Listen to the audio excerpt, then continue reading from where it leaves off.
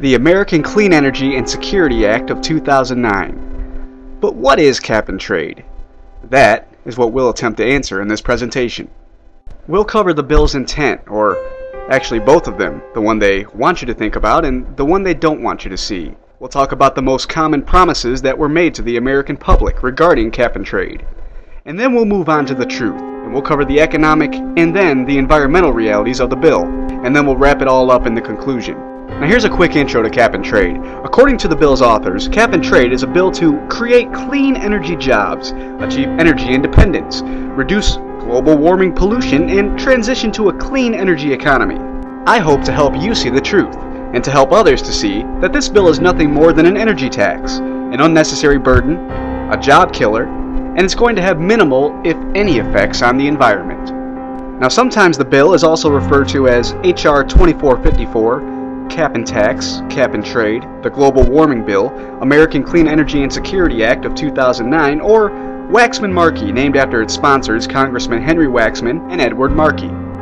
With the help of only 8 Republicans, the bill was passed in the House of Representatives by a vote of 219 to 212 on June 26, 2009. If it weren't for those 8 Republicans, we'd have one less thing to worry about. The bill could have been stopped.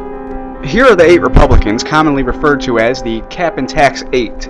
If you happen to live in their district, please be sure to thank them when you vote in the 2010 elections. There's John McHugh of New York, Dave Reichart of Washington, Chris Smith of New Jersey, Mary Bono Mack of California, Michael Castle of Delaware, Frank LoBiondo of New Jersey, Leonard Lance, New Jersey, and Mark Kirk of Illinois. And I think Mark Kirk was thinking about a Senate run in 2010. Make sure you remember his vote for cap and tax if he's on the ballot up there in Illinois. And here's the basic theory of cap and trade. They'll basically create a cost that never before existed. Businesses will have to pay for the greenhouse gases that they emit through their operations. Customers will pay higher prices for electricity and energy. And the idea is that businesses and consumers will both reduce their carbon footprint because they don't like to pay for it. They'll find that if they emit less CO2 and use less energy, they'll save money, and thus save the environment. And how, you ask, is any of this supposed to work? Well, the tactic could be referred to as pain. By placing caps on the amount of emissions that companies can emit, and by issuing what they call carbon credits. Carbon credits, you ask?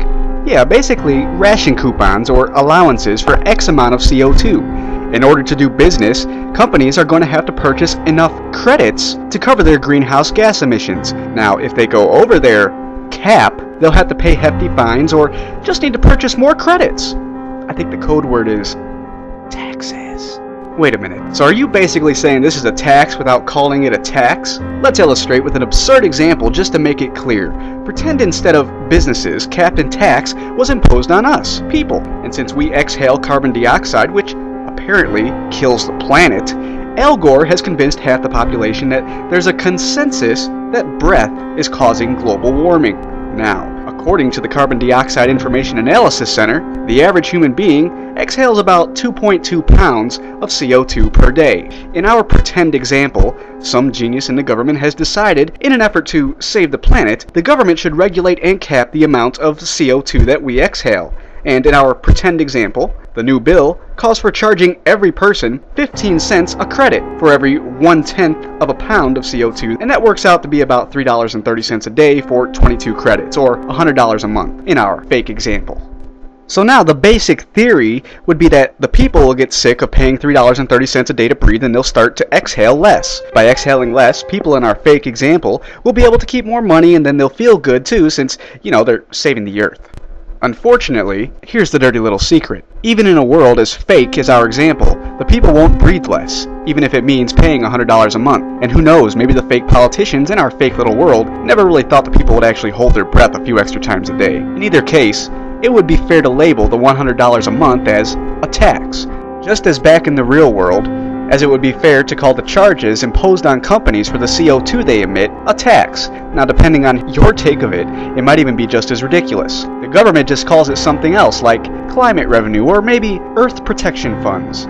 So let me sum all this up. We have at least 2 different intents with this bill.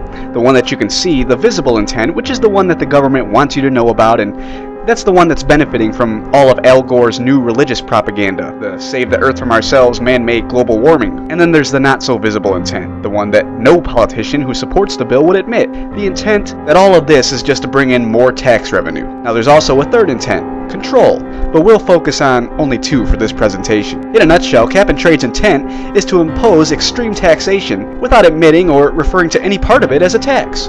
Ironically, the people who weren't supposed to see any tax increases are the ones who are going to be footing the bill.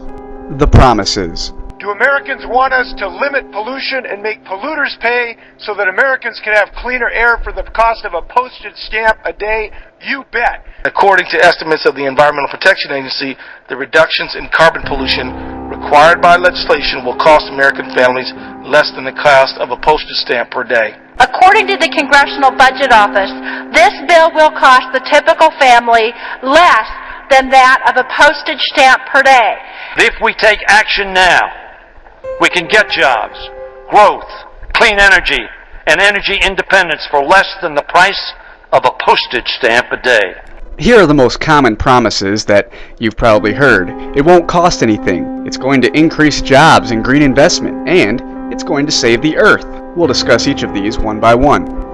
The economic realities. So, they say it won't cost anything. Well, they did say it would cost about the price of a postage stamp a day, right? And that might be correct if you don't consider the expected loss of 161 billion US dollars in GDP, which will be a direct result of this bill. As long as you don't consider that a cost, I guess that wouldn't be lying. 161 billion works out to be about $1,870 per family of four.